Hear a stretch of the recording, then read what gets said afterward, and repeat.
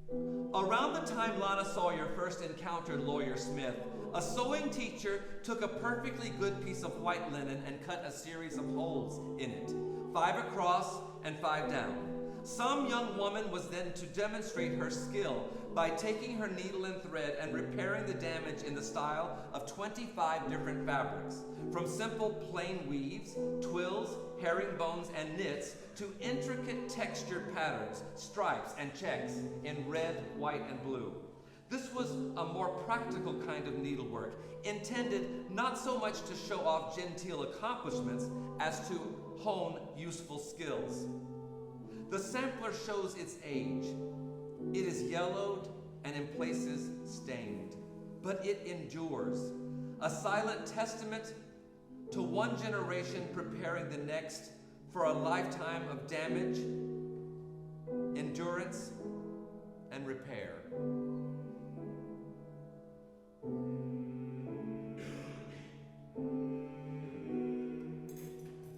We know the kiss was amiss.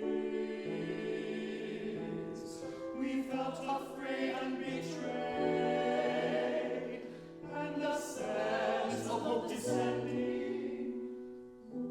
A skilled needle can disguise and fortify, but however expertly mended, the original damage remains.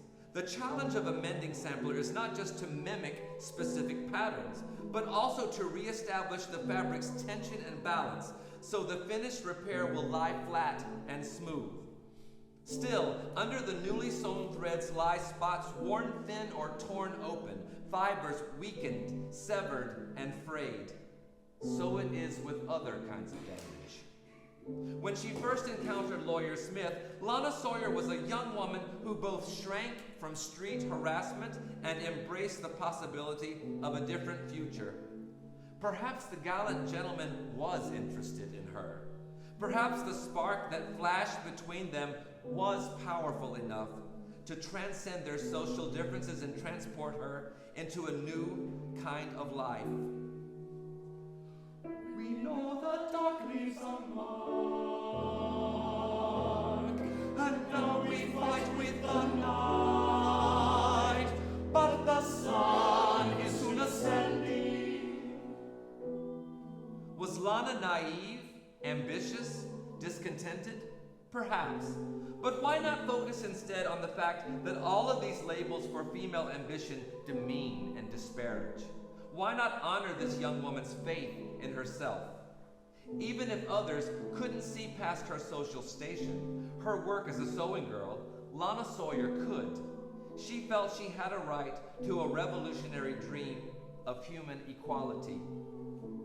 As the last winter of the 18th century melted into spring, Lana Sawyer was more than a victim, a survivor, a prosecutrix, more than a figment drawn in fugitive ink, more than an object in the battles of men. She was her own person. She was, to the extent she could be, the agent of her own destiny.